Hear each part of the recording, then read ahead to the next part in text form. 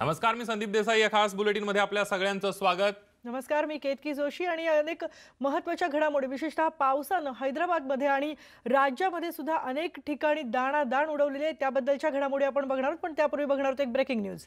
आताच्या घडीची सगळ्यात मोठी बातमी आपण बघणार आहोत। राज्य सरकारच्या नवीन गाईडलाईन जाहीर करण्यात आल्या। सकाळी 9 ते रात्री 9 दुकानं आता खुली राहणार आहेत। 15 ऑक्टोबर पासून मेट्रो काही क्षमतेनं सुरू होणार आहे। अगदी संदीप, ही खूप महत्त्वाची बातमी आहे। जवळपास 6 महिन्यांनंतर मेट्रो सुरू होणार आहे। अर्थातच टप्प्याटप्प्याने ही मेट्रो सुरू होईल, काही क्षमतेनं ही मेट्रो सुरू राहणार आहे। दुसरी महत्त्वाची मागणी होती ती म्हणजे राज्यातली ग्रंथालये सुरू करण्याची, आणि त्यामुळे उद्यापासून ग्रंथालये देखील सुरू करायला परवानगी देण्यात आलेली आहे। शिक्षकांना 50% क्षमतेनं शाळेत उपस्थिती लावण्याची परवानगी देण्यात आली आहे। शाळा महाविद्यालय 31 ऑक्टोबर पर्यंत बंद राहणार आहेत। मोठा दिलासा म्हणायला लागेल की मुंबईकरांसाठी, खास करून कारण 15 ऑक्टोबर पासून मेट्रो काही क्षमतेनं सुरू होणार आहे। कारण मुंबईकरांची मागणी होती की मेट्रो सुरू करण्यात यावी। लोकल ट्रेनच्या बाबतीमध्ये अद्याप काही निर्णय झालेला दिसत नाही, कारण लोकल ट्रेनच्या बाबतीमध्ये सुद्धा लोकल ट्रेन सुरू करावी अशी सर्वसामान्यांची मागणी होताना दिसते। अगदी, आणि राज्यातली मंदिरं आणि जिम मात्र बंदच राहणार आहेत। आपल्या सोबत आहेत आमचे प्रतिनिधी सागर कुलकर्णी। सागर, मेट्रो सुरू होणार आहे ही एक महत्त्वाची गोष्ट आहे, पण मेट्रो सगळ्यांसाठी सुरू राहणार आहे का? लोकल प्रमाणेच काय त्यावर सुद्धा निर्बंध आहेत? आणि आणखी या नवीन नियमावलीमध्ये काय महत्त्वाच्या गोष्टी, काय महत्त्वाचे नवीन गोष्टी अंतर्भूत करण्यात आलेल्या आहेत? केतकी, मुंबईकरांसाठी सगळ्यात महत्त्वाची गोष्ट म्हणजे वाहतुकीच्या दृष्टिकोनातनं मेट्रो ही 15 ऑक्टोबर पासून काही टप्प्याटप्प्यांमध्ये सुरू करण्यात येईल असं राज्य सरकारच्या नव्या गाईडलाईननुसार म्हटलेलं आहे। अर्थात या गाईडलाईनमध्ये स्पष्ट उल्लेख नाही आहे की सिनियर सिटीजन्स असतील का, त्याशिवाय अत्यावश्यक सेवेच्या व्यतिरिक्त इतर लोकांना काही याच्यामध्ये नियमावली आहे का। जर अशी कुठल्याही अटीतटी नसतील तर मुंबईकरांसाठी एक महत्त्वाची चांगली गोष्ट आहे, कारण की उपनगरांमध्ये मेट्रो म्हणजे पूर्व ते पश्चिम कनेक्ट करणारी भाग आहे आणि त्यासाठी लोकांना दिलासा मिळणार आहे, कारण की रिक्षा, आयदर टॅक्सी अशी सार्वजनिक वाहतुकीच्या सेवाच्या व्यतिरिक्त मेट्रो ही फार महत्त्वाची, गरजेची होती, ती सुरू करण्यात आलेली आहे। ग्रंथालये सुरू करण्यात आलेली आहेत। पण सगळ्यात महत्त्वाची गोष्ट म्हणजे राज्यामध्ये जे महत्त्वाचं राजकारण गेल्या 2 दिवसापासून गरम झालेलं आहे, मंदिरं मात्र खुली करण्याबाबत कोणताही स्पष्ट उल्लेख केलेला नाहीये। त्यामुळे मंदिरं ही बंदच असणार आहेत, जिम देखील बंद असणार आहेत। ग्रामीण भागासाठी सगळ्यात महत्त्वाची गोष्ट म्हणजे आठवडी बाजार जो होता, जो एक ग्रामीण व्यवस्थेमध्ये महत्त्वाचा भाग मानला जातो, तसंच जनावरांचा बाजार असतो, कारण की त्याच्यावर शेतकरी असतील किंवा शेती संबंधित व्यावसायिक असतील ते याच्यावर डिपेंड असतात, तर तो आठवडी बाजार सुरू करण्यात येणार आहे। अर्थात कंटोनमेंट झोनच्या शिवाय ज्या ठिकाणी कंटोनमेंट झोन असेल त्या ठिकाणी आठवडा बाजार नसेल, पण इतर ठिकाणी मात्र आठवडी बाजार सुरू होणार आहे। हे एक दिलासा देणारी ग्रामीण भागातल्या गोष्टीसाठी एक सुद्धा महत्त्वाची बाब मानावी लागेल। अपेक्षा होती की जिमच्या बाबतीत किमान जिम सुरू करतील, पण ती सुरू झाली नाही। सकाळी 9 ते 7 आधी दुकानं ओपन होती, ती 2 तास मुभा वाढवण्यात आलेले आहेत। त्यामुळे सगळी दुकानं, जी व्यापार व्यवस्था आहे, अनेकांना त्याच्यावर कुटुंब आहेत, अशी दुकानं जे आहे व्यवस्थेची, ती सकाळी 9 ते आता रात्री 9 खुले असणार आहेत। एक दिलासा आहे काही गाईडलाईनच्या दृष्टिकोनातनं, पण काही प्रश्नही उपस्थित होत आहेत।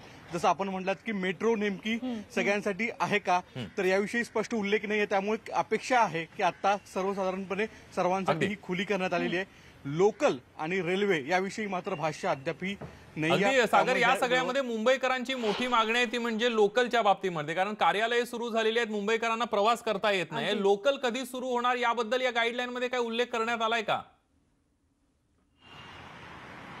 संदीप, गाईडलाईनमध्ये अशा संदर्भात कोणताही उल्लेख नाही आहे, पण 2-3 दिवसापूर्वीच मुख्यमंत्र्यांनी या संदर्भात म्हटलेलं आहे की जास्त संख्येने लोक एकत्रित आले तर अधिक समस्या वाढू शकते। कदाचित यामुळेच लोकल आणि ज्या रेल्वे आहेत, मध्य रेल्वे असेल, वेस्टर्न रेल्वे असतील, ह्या सुरू करण्याबाबत थेट यात म्हटलेलं नाही आहे। वास्तविकतेत यापूर्वी काही दिवसांपूर्वी मुंबईमध्ये रेल्वे मंत्री, केंद्रीय रेल्वे मंत्री पियुष गोयल आले होते। त्यांनीच म्हटलं होतं की राज्य सरकारने जर आम्हाला मागणी केली तर केंद्र सरकार तेही पूर्ण करेल।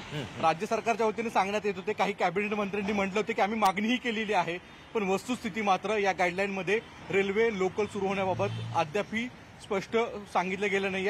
सर्वसामान्यांना अजून याबाबत दिलासा मिळालेला दिसत नाहीये. अगदी सागर, काही प्रमाणामध्ये दिलासा मिळालेला असला तरी लोकलच्या बाबतीमध्ये मुंबईकरांना दिलासा मिळालेला नाहीये. त्यामुळे राज्य सरकार हा निर्णय कधी घेते बघावं लागणार आहे. धन्यवाद तू दिलेली आहे संपूर्ण माहितीबद्दल. केतकी, आपण बघतोय की नवी गाईडलाईन आलेली आहे, मात्र काही ठिकाणी जर दिलासा मिळालेला असला तर काही बाबतीमध्ये दिलासा अद्याप मिळालेला दिसत नाहीये. मंदिर आणि जिमही बंद राहणार आहे. ती शाळा महाविद्यालय 31 ऑक्टोबर पर्यंत बंद राहणार आहेत. आणि यानंतर पुढची एक महत्त्वाची बातमी आहे. पंढरपूर शहरात सुद्धा पावसानं अक्षरशः धुमाकूळ घातलाय. काल रात्रभर इथे मुसळधार पाऊस होता आणि त्यामुळे कुंभार घाटावरचं एक नवीन बांधकाम कोसळलेलं आहे.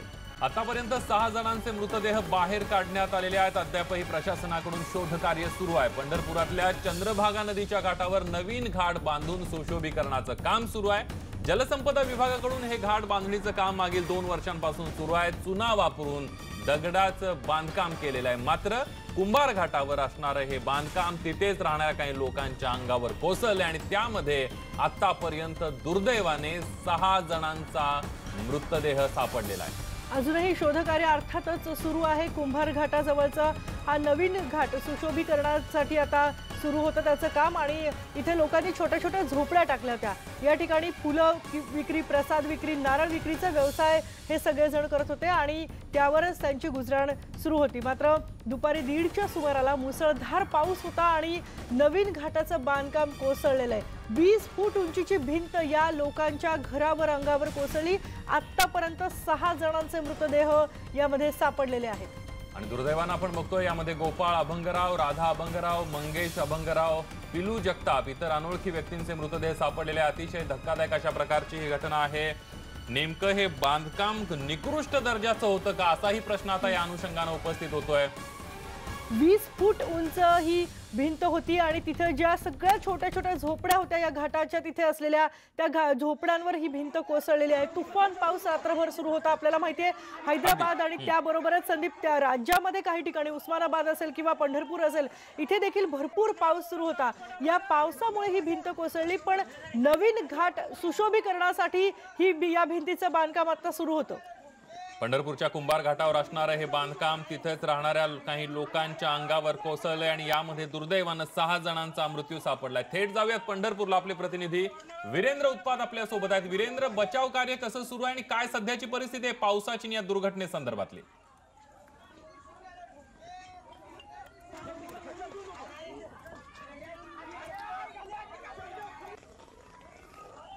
वीरेंद्र उत्पातचा आवाज आपल्यापर्यंत पोहोचत नाही, पण आताची ही सगळ्यात महत्त्वाची बातमी. पंढरपूरमध्ये काल रात्रीपासूनच मोठ्या प्रमाणावर पावसाला सुरुवात झालेली आहे आणि कुंभार घाटावरील नवीन बांधकाम कोसळलेलं आहे. दुर्दैवाने यामध्ये 6 जणांचे मृतदेह आतापर्यंत बाहेर काढण्यात आलेले आहेत.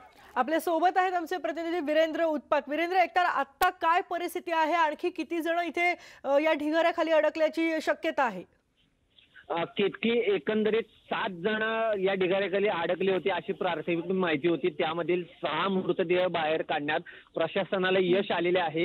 एकाच कुटुंबातील कोळी बांधव जे आहेत अभंगराव, त्यांच्या कुटुंबातील 4 जणांचे मृतदेह त्यामध्ये आहेत आणि एक मृतदेह लहान मुलाचा पण आहे.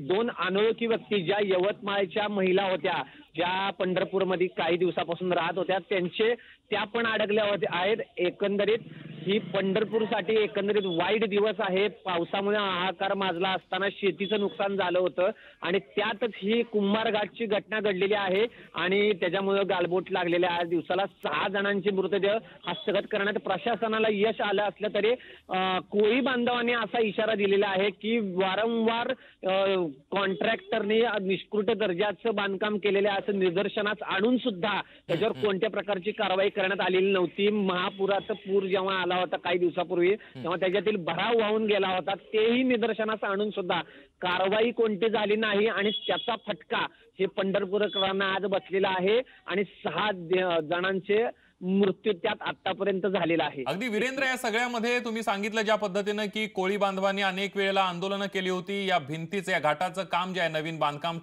निकृष्ट दर्जाचं आहे. हा ठेकेदार कोण होता आणि या ठेकेदाराला वारंवार पाठीशी का घातलं जात होतं? ठेकेदार लातूरचे ठेकेदार आहेत असं आता प्राथमिक माहिती आहे आणि त्यांना निश्चितच प्रशासनाने पाठीशी घातल्या असं एकंदरीत दिसत आहे. कारण बऱ्याच जणांनी तक्रार केली होती, जे स्थानिक तिथे असतात कायम, त्यांना वारंवार त्यांच्या तक्रारीची दखल प्रशासनाने घेतलेली नाहीये आणि त्याच्यामुळे ह्या 6 जणांचा मृत्यू ओढवलेला आहे. आणि कोळी बांधव आणि म्हणजे वाल्मिकी संघटनेने अंकुशराव जे आहेत, गणेश अंकुशराव, त्यांनी असं इशारा दिलेला आहे की मृतदेह ताब्यात घेणार नाहीत ते जोपर्यंत या ठेकेदारावर कारवाई होत नाही. मनुष्यवधाचा गुन्हा दाखल करावा अशी त्यांची मागणी केलेली आहे. संदीप. धन्यवाद वीरेंद्र या सगळ्या माहितीबद्दल. आणि आम्ही अपडेट्स घेत राहणार आहोत. आपण बघतोय संदीप, पंढरपूरमध्ये पाऊस तर तुफान आहे, संपूर्ण शहरात अनेक ठिकाणी पाणी साचलं होतं, पिकं वाहून गेली होती. पण ही सगळ्यात दुर्दैवी आत्ताची घटना आपण बघतोय, कारण एक भिंत कोसळून 6 जणांचा हकनाक जीव गेलेला आहे. निकृष्ट दर्जाचं बांधकाम होतं. प्रशासनाने ज्यांना पाठीशी घातलं त्याचा परिणाम या निष्पाप लोकांचे बळी जाण्यात झालेला आहे. अगदी. आणि या घाटाच्या बाबतीमध्ये अनेक वेळेला तक्रारी सुद्धा करण्यात आल्या होत्या, मात्र प्रशासनानं त्याकडे दुर्लक्ष केलं आणि या ठेकेदाराला पाठीशी घातल्याचा आरोप सुद्धा आता कोळी समाजानं केलेला आहे.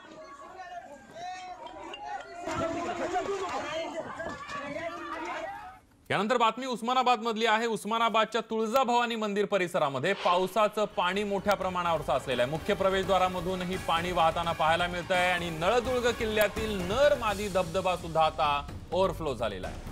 उस्मानाबादमधली बोरी नदी सुद्धा दुथडी भरून वाहते. एरवी उस्मानाबाद खरं तर दुष्काळी समजला जातो, पण आता आपल्याला माहिती आहे की हैदराबादमध्ये पावसानं अक्षरशः तुफान माजवलंय आणि त्यानंतर काही जिल्ह्यांना सतर्कतेचा इशारा देण्यात आला होता. उस्मानाबाद हा त्यातलाच एक जिल्हा आहे आणि उस्मानाबादमध्ये आपण बघतोय तुफान असा पाऊस झालाय आणि पाणी भरपूर आता अनेक ठिकाणी साचलेलं आहे. तुळजापूरच्या तुळजाभवानी मंदिरात सुद्धा पाणी शिरलेलं आहे. अगदी. या सगळ्यामध्ये आपण बघतोय की सोलापूर, पंढरपूर, उस्मानाबाद, तुळजापूर या सगळ्या भागामध्ये मुसळधार पाऊस सुरू आहे आणि या सगळ्याचा फटका नागरिकांना बसतोय. शेतकऱ्यांचं तर राज्यभरातल्या शेतकऱ्यांचं मोठं नुकसान झालंय.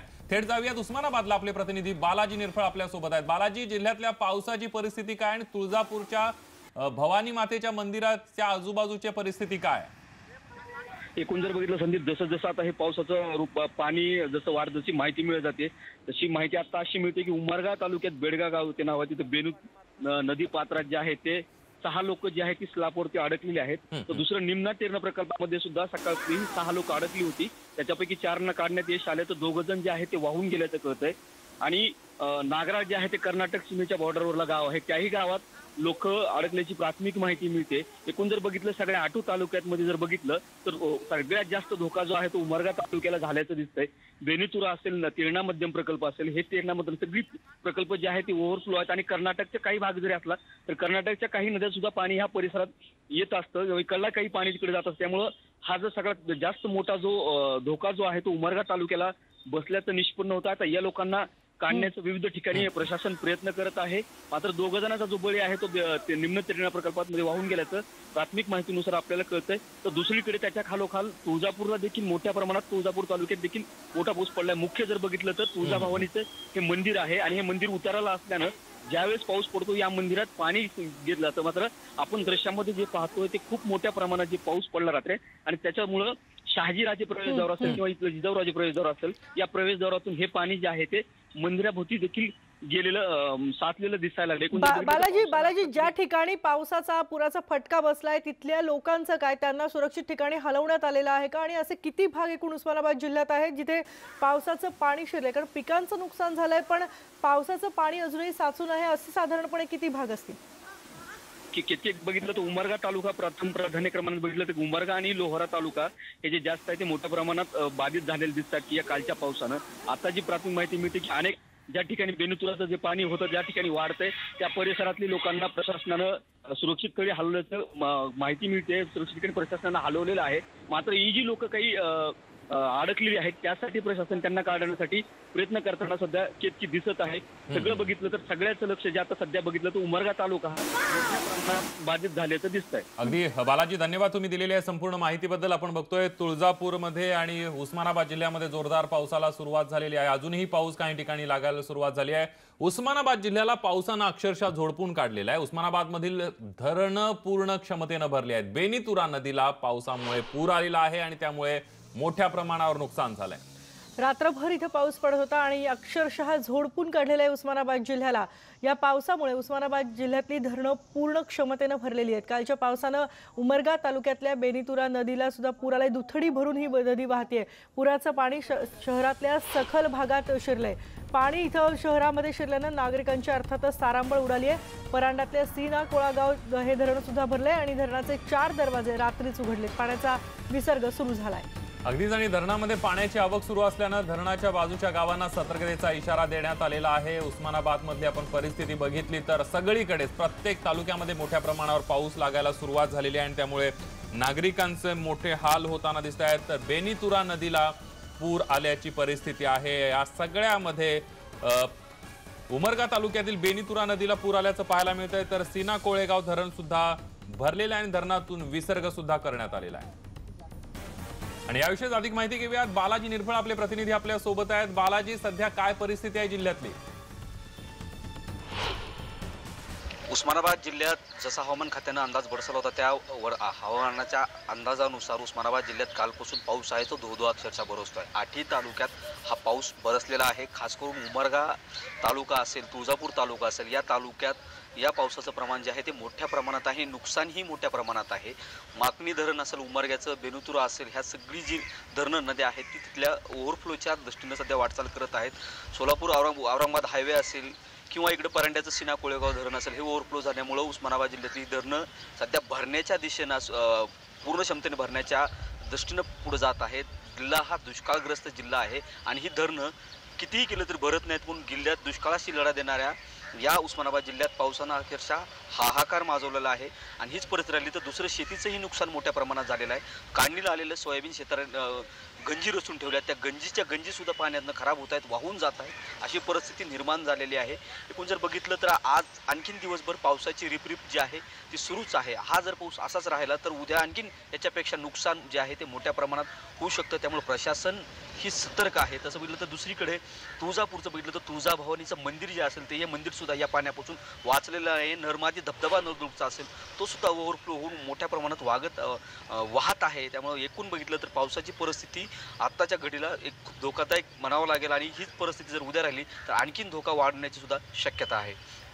धन्यवाद बालाजी या सगळ्या माहितीबद्दल। आपण बघतोय संदीप, खरं तर उस्मानाबाद दुष्काळी तालुका आहे, इथे पाऊस कायमच कमी पडतो, पण आता मात्र या पावसानं हाहाकार माजवलेला आहे। आणि अशीच परिस्थिती आहे सोलापूर मधली सुद्धा, कारण सोलापूरमध्ये तुफान पाऊस झालेला आहे आणि सध्या महाराष्ट्र कर्नाटक राज्याचा दक्षिणेकडचा संपर्क तुटलाय।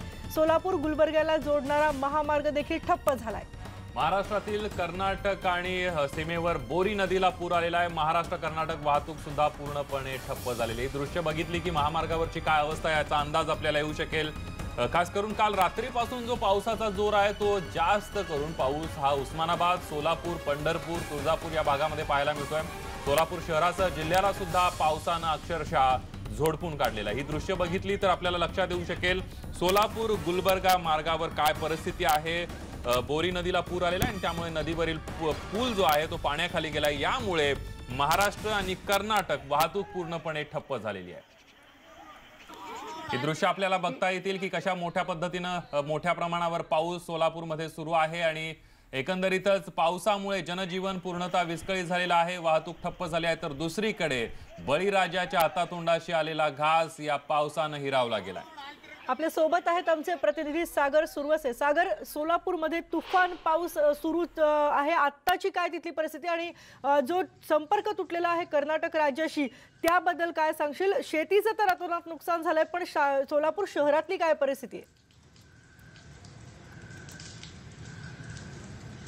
केतकी, खरं तर काल रात्री 1 वाजल्यापासून जो या ठिकाणी पाऊस सुरू झालेला आहे तो अद्याप थांबलेला नाही। गेल्या 2 तासापूर्वी काही वेळासाठी उसंत घेतली, त्यानंतर मात्र पाऊस जो आहे तो सातत्याने कोसळतोय। अतिशय मोठ्या धारा ज्या आहेत त्या या ठिकाणी कोसळत आहेत। त्यामुळे संपूर्ण सोलापूर जिल्हा जो आहे त्या सोलापूर जिल्ह्यातील जनजीवन जे आहे ते विस्कळीत झालेलं आपल्याला पाहायला मिळते।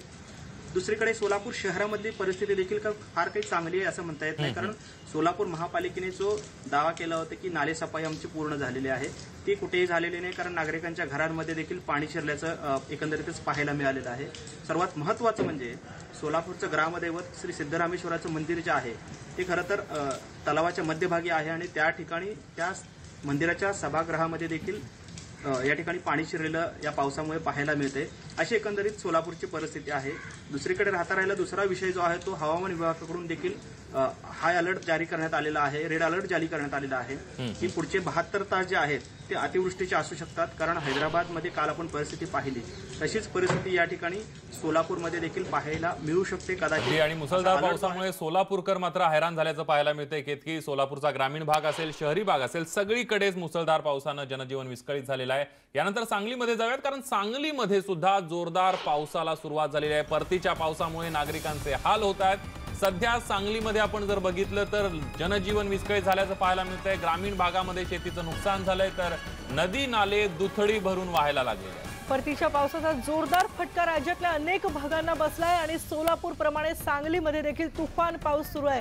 ही दृश्य आपण बघतोय, सगळे रस्ते जलमय झालेले आहेत, नद्या नाले सगळं दुथडी भरून वाहत आहे आणि पिकांचं सुद्धा मोठं नुकसान झालेलं आहे. आणि आपण थेट जाणवतो, आमचे प्रतिनिधी आसिफ मुरसल आपल्या सोबत आहेत. आसिफ, सांगलीमध्ये सध्या काय परिस्थिती आहे? पाऊस थांबलाय का? राज्यात परतीच्या पावसाने जसा धुमाकूळ घातलाय तसाच सांगली जिल्ह्यातही परतीच्या पावसाने धुमाकूळ घातलेला आहे. गेल्या 4 दिवसात सांगलीमध्ये, सांगली शहरासह इतर म्हणजे दुष्काळी भागात जत, आटपाडी, खानापूर, विटा या साईडला पावसाने जोरदार हजेरी लावली आहे. साधारणतः गेल्या 3-4 दिवसात म्हणजे जे काय दुष्काळी भागात ज्या नद्या आहेत, नाले आहेत, ओढे आहेत, हे तुडुंब भरून वाहत आहेत. गेल्या 4 दिवसापासून म्हणजे 2 दिवसापूर्वी एकूण 4 जण ह्या पाण्यात वाहून गेलेले आहेत. त्यामुळे लाखो हेक्टर, शेकडो हेक्टर, साधारणतः 2,500 हेक्टर जमीन ही पाण्याखाली गेलेली आहे आणि शेतीचं नुकसान झालेलं आहे. त्याचबरोबर शेतकऱ्यांनी यात मागणी केलेली की जी काही नुकसान भरपाई झाली किंवा तातडीने पंचनामे करून शेतकऱ्यांना मुआवजा मिळाला. कारण का हातात तोंडाची आलेली पीक, ज्वारी असेल, गहू असेल, डाळिंब असेल, द्राक्षे आहेत, इतर जी काही पिकं आहेत त्याच्या पिकांचं नुकसान झालेलं आहे. त्यामुळे शेतकरी हवालदिल झालेला आहे. कारण का अगोदर कोरोनाचं संकट, त्याचबरोबर पावसाने आणि आसमानी संकट, यामुळे हे शेतकरी हवालदिल झालेले आहे. धन्यवाद आसिफ, तुम्ही दिलेल्या संपूर्ण माहितीबद्दल. आपण बघतोय की राज्यातल्या अनेक जिल्ह्यांमध्ये मुसळधार पाऊस पडलेला आहे, जनजीवन विस्कळीत झालंय, अनेक ठिकाणी वाहतूक ठप्प झाले, तर शेतकऱ्यांचं, राज्यभरातल्या शेतकऱ्यांचं मोठं नुकसान झालेलं आहे. शेतकऱ्यांनी तत्काळ मदत करण्याची मागणी सुद्धा केली आहे. यानंतर केतकी जाणार आहोत भिवंडीमध्ये, कारण भिवंडीमध्ये सुद्धा सोसाट्याच्या वाऱ्यासह पावसाला सुरुवात झालेली आहे. बाजारपेठेमधल्या दुकानांचे पत्रेही उडालेत. बाजारपेठेमध्ये अक्षरशः लोक असतील, खरेदी करायला आलेले ग्राहक असतील किंवा व्यापारी, या दोघांची चांगलीच धावपळ उडाली आहे. खरं तर काल रात्री विश्रांती घेतली होती इथे पावसानं, पण आज मात्र पुन्हा एकदा पावसाला सुरुवात झाली आणि विजेच्या कडकडाटासह सोसाट्याचा वारा देखील वाहतोय. मुसळधार पावसाला सुरुवात झाली आहे. शहरातील मुख्य बाजारपेठ असलेल्या बाजारपेठेमध्ये टपऱ्यांचे पत्रे, प्लास्टिक, छत्र्या उडाल्यानं नागरिकांची आणि व्यापाऱ्यांची मोठी तारांबळ उडाली, तर नागरिकांची सुद्धा खरेदीसाठी आलेल्या धावपळ उडाल्याचं पाहायला मिळतंय. ही दृश्य बाजारपेठेमधली बघितली की केतकी आपल्याला अंदाज येऊ शकेल की किती मोठ्या प्रमाणावर पाऊस आहे भिवंडीमध्ये. काही वेळामध्ये इथं पाणी सुद्धा साचण्याचा धोका आहे आणि ही दृश्य बघितली की आपल्याला अंदाज येऊ शकेल. अगदी. आणि संदीप, आपण बघितलं तर राज्याच्या काही भागांमध्ये तर पावसाचा इशारा देण्यातच आला होता, पण मुंबई असेल, ठाणे किंवा मुंबईच्या आसपासची उपनगरे, तिथे सुद्धा ढगाळ हवा होती, इथे सुद्धा पूर्णपणे सूर्यप्रकाश नव्हता. थेट जाऊयात भिवंडीला. आपले प्रतिनिधी रवी शिंदे आपल्या सोबत आहेत. रवी, पावसाला आता मुसळधार पावसाला सुरुवात झाली, आताची परिस्थिती काय पावसाची?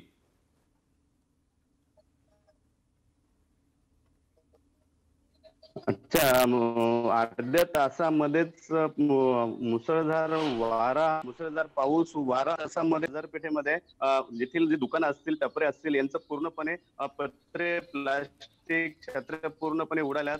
मात्र यामध्ये कोणी जखमी झालेलं नाहीये. आणि त्याचप्रमाणे ग्राहक जे आले होते खरेदीसाठी त्यांचं मोठ्या प्रमाणात हाल झाले, पळापळ झाली त्यांची. आणि त्याचप्रमाणे ग्रामीण भागातही मोठ्या प्रमाणात भात कापून शेतावरती ठेवलेला आहे, तो पण भिजलेला आहे आणि अतिशय शेतकऱ्यांचं मोठ्या प्रमाणात नुकसान होत आहे. आणि महत्वाची बाब म्हणजे अर्ध्या तासाच्या पावसामध्ये आता पाऊस थांबलेला आहे, पण पुन्हा विजेचा अद्यापही कडकडाट सुरू आहे. आता पुन्हा पाऊस सुरू होण्याची शक्यता वर्तवण्यात येते. अगदी रवी, धन्यवाद. आणि आम्ही काय भिवंडीत परिस्थिती आहे तुमच्याकडून यानंतर सुद्धा जाणून घेणार आहोत. संदीप, जसं आपल्या राज्यात पाऊस काही ठिकाणी आहे, तसा हैदराबादमध्ये देखील तुफान पाऊस झालेला आहे. हायटेक सिटी म्हटली जाते हैदराबाद. या हायटेक सिटीची या पावसानं अक्षरशः दाणादाण उडवलेली आहे आणि आपण हेच बघणार आहोत. एक छोटासा ब्रेक घेऊन पुन्हा परतूयात. पहा फक्त न्यूज 18 लोकमत.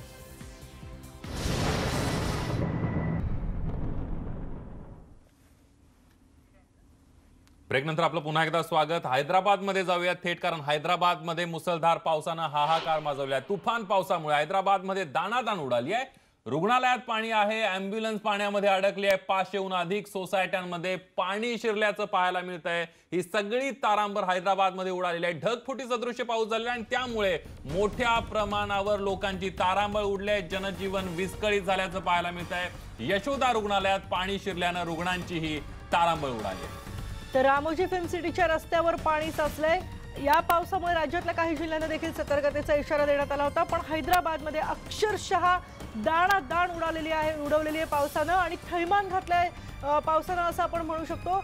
कारण या सगळ्या पावसानं एरवी हायटेक सिटी बनवणाऱ्या या हैदराबादचं अक्षरशः त्याला धुवून काढलेलं आहे. रस्ते सगळे जलमय झालेले आहेत. अनेक निवासी वसाहतींमध्ये पाणी शिरलेलं आहे. रामोजी फिल्म सिटीच्या रस्त्यावर पाणी आलेलं आहे. 500 पेक्षा जास्त सोसायट्यांमध्ये पाणी शिरलेलं आहे. अगदी, आणि या सगळ्यामध्ये ही दृश्य बघितली केतकी काय आपल्या लक्षात येऊ शकेल. शहरांमधल्या रस्त्यांवरची ही दृश्य आहे. त्यामुळे पाऊस हैदराबादमध्ये किती मोठ्या प्रमाणावर लागला याचा अंदाज आपल्याला येऊ शकेल. या पावसाने मोठ्या प्रमाणावर नुकसान झालेलं आहे. नागरिकांना सतर्कतेचा इशारा देण्यात आलेला आहे. मात्र पावसानं हैदराबादमध्ये दाणादाण उडवलेली आहे. नदी नाल्यांना पूर आल्याचं पाहायला मिळत आहे. शहरांमध्ये पाणी शिरलंय. जवळपास 500 सोसायट्यांमध्ये पाणी शिरलेलं आहे. रुग्णांची ही तारांबळ उडालेली आहे. यशोदा रुग्णालयामध्ये पाणी शिरलेलं आहे. रामोजी फिल्म सिटी जी हैदराबादची एक ओळख आहे, या रामोजी फिल्म सिटीच्या रस्त्यावर सुद्धा पाणी साचल्याचं आपल्याला पाहायला मिळतं. अनेक नागरिकांना सुरक्षित स्थळी हलवण्यात आलेलं आहे प्रशासनाकडून. प्रत्येकाला सतर्कतेचा इशारा सुद्धा देण्यात आलेला आहे. प्रशासनाचे प्रयत्न सुरू आहेत. ही दृश्य बघितली तर आपल्याला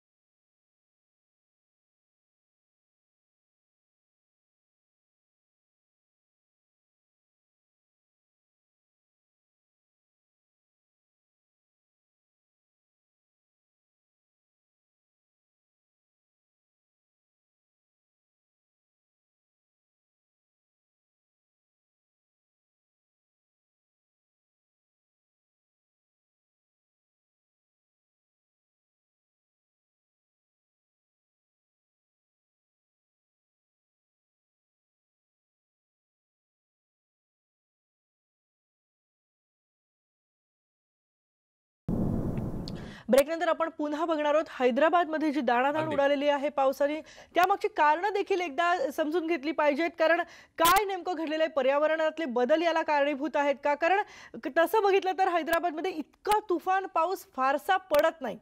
आणि याविषयीच बोलण्यासाठी आपल्यासोबत पर्यावरण तज्ज्ञ अतुल देऊळगावकर आहेत. अतुल सर, स्वागत आहे तुमचं न्यूज 18 लोकमत मध्ये. सगळ्यात पहिला प्रश्न तुम्हाला असा विचारायचा आहे की आपण बघतोय की सोलापूरमध्ये असेल किंवा तुळजापूर असेल, या आपल्या महाराष्ट्रातल्या सुद्धा काही भागांमध्ये अचानक ढगफुटीसारखा पाऊस होतायला लागलाय. हैदराबादमध्ये सुद्धा तशीच परिस्थिती आपल्याला काल रात्री जाणवली. काय कारण आहेत सर या सगळ्यामध्ये? आपण हवामान बदल ही संकल्पना नीट समजून घेतलेली नाहीये. आणि आत्ताच म्हणजे एक दिवसापूर्वीच युनायटेड नेशन्सनं असं सांगितलंय की इथून पुढच्या काळात हवामान बदल कसा होतो याचा विचार करण्यापेक्षा हवामान बदलानंतर काय केलं पाहिजे याचा आपण विचार करायला पाहिजे. याचं कारण असं आहे की आपण सातत्यानं हवामान बदलाची तीव्रता कशी वाढत चालली आहे हे बघितलेलं आहे.